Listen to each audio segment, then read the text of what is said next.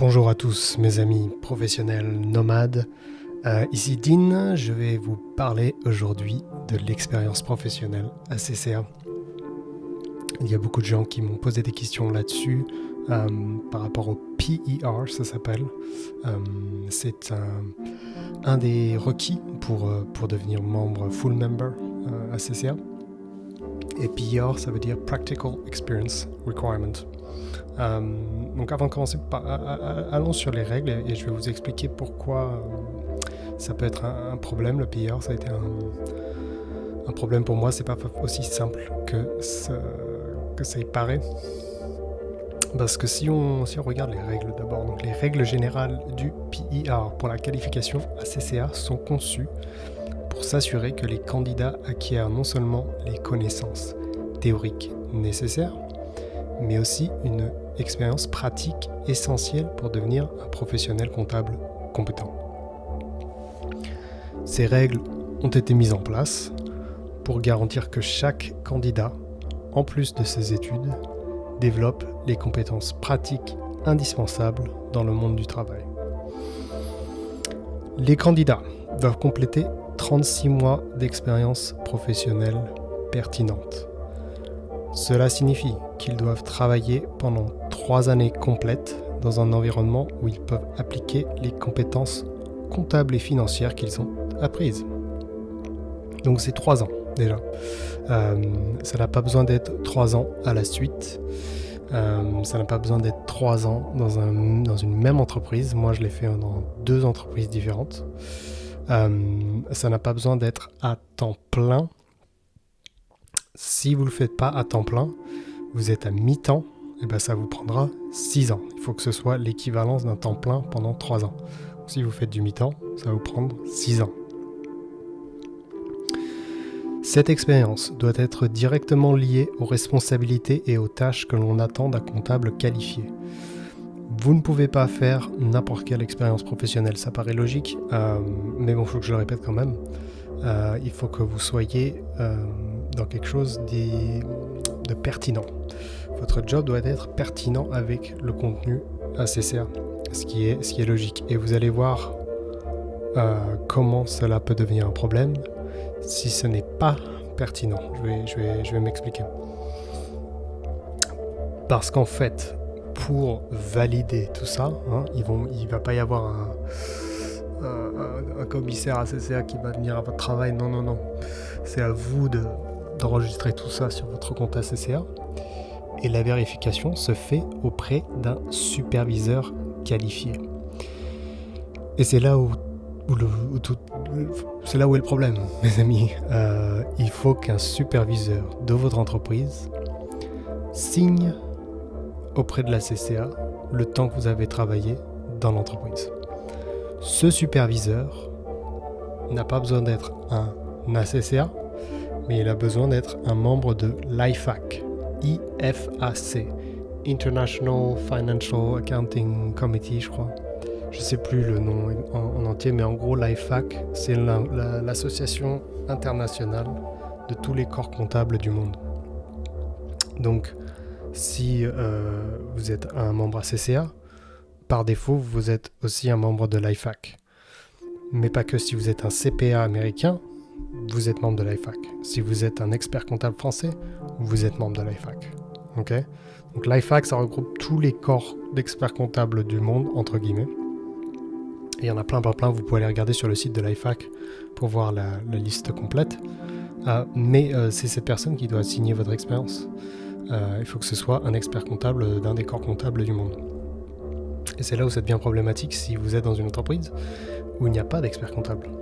Si vous êtes dans l'industrie, pas en cabinet, si vous n'êtes pas en cabinet, vous êtes en entreprise, qu'est-ce que vous faites ? Eh bien, justement, la CCA vous propose des solutions. Vous pouvez aller voir un autre superviseur qui n'est pas votre superviseur direct au sein de l'entreprise pour qu'il signe votre expérience. S'il n'y a vraiment personne qui est expert dans l'entreprise, qu'est-ce que vous faites ? Vous pouvez demander aux auditeurs de l'entreprise, aux comptables, aux experts comptables de l'entreprise de signer votre expérience. Donc là, vous vous dites probablement, ok, bon, bah c'est bon en fait. Non, c'est pas bon du tout. C'est là où est tout le problème. Parce que qu'est-ce que ça veut dire cette signature? Qu'est-ce que ça veut dire?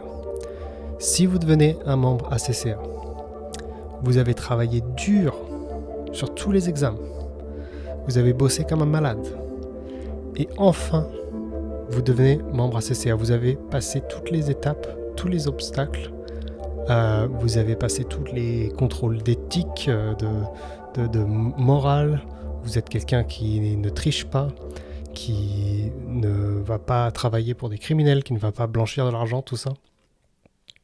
Et là, vous êtes battu pour avoir ce titre. La personne qui va signer votre expérience, elle en a chié aussi pour avoir ce titre d'expert comptable. Et si elle signe votre expérience, elle met sa réputation personnelle en jeu. C'est là où est tout le problème. C'est elle qui va se porter garant, entre guillemets, de votre capacité à être expert comptable. Et c'est très compliqué parce que moi, si vous me demandez là sur YouTube, salut Dean, j'ai fait mes examens, tu peux signer mon expérience? Je vais dire oui, ok, mais pardon, mais vous êtes qui? Parce que je vais pas mettre mon charter, mon titre ACCA en jeu pour un inconnu. Je sais pas si vous blanchissez de l'argent, vous travaillez pour des criminels, pour la mafia, j'en sais rien. Ou pour le cartel. Donc vous voyez, c'est là où est tout le problème. Et il va falloir que vous soyez stratège. Il va falloir mettre une stratégie en place au tout début. Au tout début, il faut déjà penser à cette problématique. Et évidemment, il est beaucoup mieux déjà de travailler en cabinet, ça c'est sûr. Déjà pour cette raison-là, parce que du coup, votre superviseur direct, il est expert comptable. Ou du moins dans la chaîne hiérarchique normale, parce que c'est un cabinet. Et du coup, il vous surveille, il voit votre travail, c'est beaucoup plus facile pour eux aussi de mettre leur réputation sur la table, en jeu, à signer votre expérience, parce qu'ils voient ce que vous faites. Alors que si vous demandez à un auditeur externe, un third party qui est très loin, il ne vous connaît même pas, vous lui demandez après 3 ans, ouais, tu peux signer, il va me dire, ouais, mais attends, quoi, parce que quand vous envoyez l'invitation, quand vous enregistrez votre expérience sur votre espace ACCA, vous allez rentrer le nom de cette personne du superviseur, vous allez rentrer son adresse email, il va ensuite recevoir un email de la CCA qui va lui expliquer que c'est à lui de signer, enfin il va peut-être paniquer si vous ne lui avez pas prévenu avant. Parce que tout d'un coup, il va devoir faire tout un tas de trucs, signer un peu des papiers et mettre son nom, son tampon sur quelque chose et il ne sait pas ce qui se passe. Donc c'est là aujourd'hui, c'est là le terrain, le chemin est semé d'embûches. Il va falloir que vous mettiez une stratégie en place dès le début. Il va falloir que vous réfléchissiez à comment vous allez faire. Si vous avez déjà un emploi en entreprise et qu'il y a un expert comptable sur place et vous savez que ce sera lui, votre superviseur désigné, eh ben, il faut aller le travailler en amont. Il faut aller malaxer l'affaire. Il faut aller le caresser dans le sens du poil bien en amont, bien avant. Et n'hésitez pas, alors je suis pas en train de dire il faut faire un quid pro quo ou quelque chose comme ça, mais il faut que vous l'ayez dans votre poche. Il faut que vous lui rendiez service, ok? Il faut que vous l'aidez. Vous devez être serviable auprès de cette personne. Vous devez créer une relation avec cette personne jusqu'au jour. Donc si vous lui rendez service tout le temps, vous l'aidez à rendre son travail plus facile jusqu'au jour où vous avez besoin de son aide, où la situation change et c'est à vous de lui demander un service, c'est-à-dire de valider votre expérience. Voilà mes amis, c'est ma petite vidéo sur le pilleur. J'espère que ça vous a éclairé et ça vous a ramené à la réalité que vous avez un nouveau problème sur vos mains. Et oui, l'expérience professionnelle, c'est un problème. 36 mois, c'est pas facile, c'est long. Et si vous le faites dans la même entreprise pendant 3 ans, dans un cabinet normal, vous ne devrez pas avoir de problème. Par contre, si vous êtes comme moi et que vous jumpez un peu dans tous les sens, là, ça peut devenir problématique. Mais bon, je suis passé de l'autre côté, j'ai résolu ce problème.